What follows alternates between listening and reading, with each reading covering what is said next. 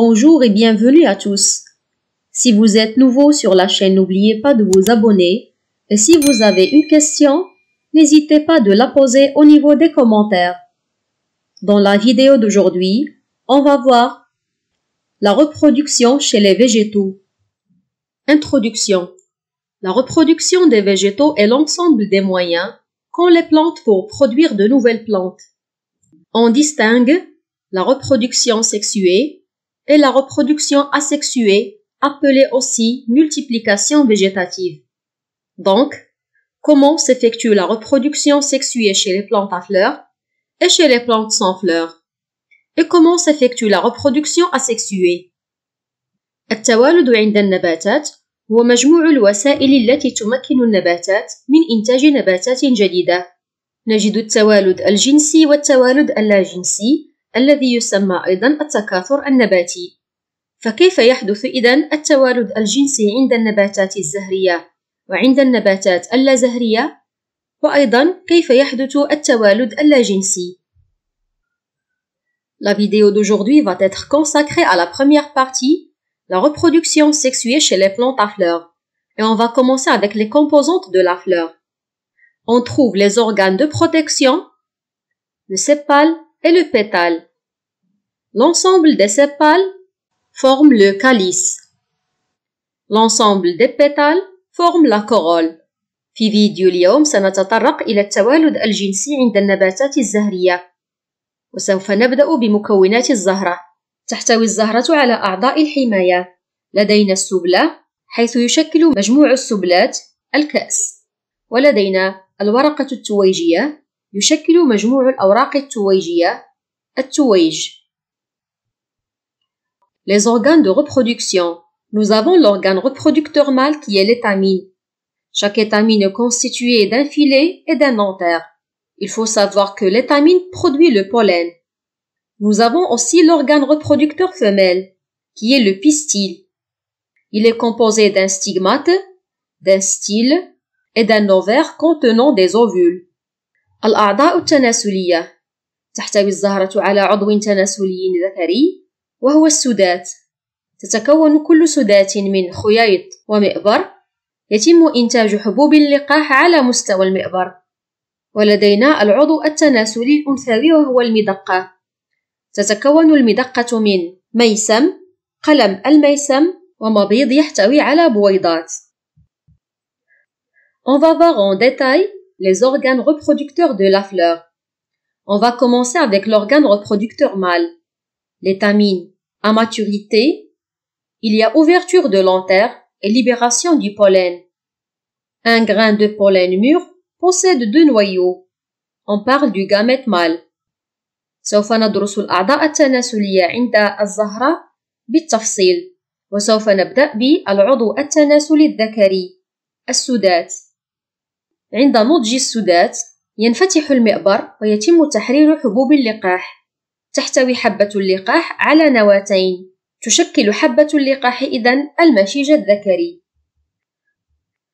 La première photo montre l'antère avec du pollen. La deuxième montre le pollen de plusieurs plantes. تبين الصورة الأولى مئبر يحرر حبوب اللقاح، بينما تبين الصورة الثانية حبوب اللقاح لنباتات مختلفة. On passe à l'organe reproducteur femelle, le pistil.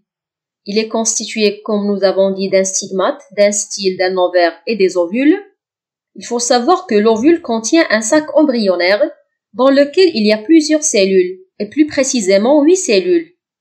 L'une d'elles est le gamète femelle, l'oosphère. العضو التناسلي الأنثوي المدقة. تتكون المدقة من ميسم، قلم الميسم والمبيض الذي يحتوي على بويضات. تحتوي كل بويضة على كيس جنيني والذي توجد بداخله عدة خلايا.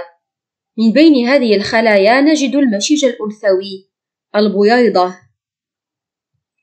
Lorsque la fleur possède l'organe reproducteur mâle et l'organe reproducteur femelle à la fois, on parle d'une fleur bisexuée, appelée aussi hermaphrodite. Et si la fleur possède seulement l'organe reproducteur mâle ou l'organe reproducteur femelle, on parle d'une fleur unisexuée. عندما نجد على مستوى الزهرة العضو التناسلي الذكري والعضو التناسلي الأنثوي نقول أنها زهرة ثنائية الجنس، بينما إذا توفر على مستوى الزهرة فقط العضو الذكري أو العضو الأنثوي نقول أنها زهرة أحادية الجنس. 2. La pollinisation. La pollinisation est le transport des grains de pollen depuis les étamines vers le pistil. Il existe deux types de pollinisation. La pollinisation directe ou autopollinisation. Les grains de pollen se déposent sur le stigmate de la même fleur. On trouve ce type de pollinisation chez les fleurs bisexuées seulement. Et nous avons la pollinisation indirecte ou croisée. Les grains de pollen d'une fleur se déposent sur le stigmate d'une autre fleur, mais à condition qu'elles soient de la même espèce. On trouve ce type de pollinisation chez les fleurs bisexuées et unisexuées. ثانياً الأبر. الأبر هو نقل حبوب اللقاح من الأسدية نحو المدقة. نجد نوعين من الأبر، الأبر المباشر ويحدث خلاله توضع حبوب اللقاح لنفس الزهرة على ميسمها. نجد هذا النوع من الأبر عند النباتات الثنائية الجنس. بالنسبة للأبر غير المباشر تتوضع حبوب اللقاح لزهرة على ميسم زهرة أخرى، شرط أن تكون الزهرتان من نفس الفصيلة. يحدث هذا النوع من الأبر عند النباتات الثنائية الجنس والأحادية الجنس. Nous avons plusieurs agents de pollinisation, comme les insectes, l'exemple du papillon et de l'abeille, les oiseaux, le vent et l'homme. يتطلب الأبر غير المباشر تدخل عوامل الأبر. لدينا مثلا الحشرات كالنحلة والفراشة، الطيور، الرياح والإنسان. 3. La germination du grain de pollen. Tout d'abord, il y a dépôt du grain de pollen sur le stigmate de la fleur. Lorsqu'il y a compatibilité, ça veut dire le pollen et le stigmate sont de la même espèce, et lorsqu'il y a de l'eau, la température ambiante est convenable et il y a présence de nutriments, il y a germination du grain de pollen avec formation d'un tube pollinique se développant en direction des ovules. ثالثاً إنبات حبة اللقاح. أولاً تتوضع حبة اللقاح على ميسم الزهرة. إذا كانت حبة اللقاح والميسم من نفس الفصيلة، إذا تواجد الماء والمواد المغذية ودرجة الحرارة كانت مناسبة، تنبت حبة اللقاح حيث يتكون أنبوب لقاح يواصل نموه في اتجاه البويضات. 4. La fécondation. On sait que l'ovaire produit les oosphères. Ce sont des gamètes femelles contenues dans les ovules, tandis que l'étamine produit le grain de pollen. Le grain de pollen contient deux gamètes mâles. Le premier gamète mâle fusionne avec le noyau de l'oosphère pour former l'embryon. Le noyau de l'autre gamète mâle fusionne avec les deux noyaux polaires pour former l'albumine, réserve nutritive. On parle ici d'une double fécondation. رابعاً الإخصاب. ينتج المبيض البويضات، وهي الأمشاج الأنثوية، بينما تحتوي حبة اللقاح على مشيجين ذكريين. تتحد نواة المشيج الذكري الأول مع نواة البويضة فنحصل على جنين، بينما تتحد نواة المشيج الذكري الثانية مع نواتي الكيس الجنيني فنحصل على المدخرات الغذائية. يحدث إذن إخصاب ثنائي. 5. Devenir de la fleur après la fécondation. Tout d'abord, les pièces florales disparaissent, les ovules se transforment en graines et l'ovaire se transforme en fruit. مصير الزهرة بعد الإخصاب. تختفي الأوراق التويجية والأسدية، تتحول البويضات إلى بذور، يتحول المبيض إلى ثمرة.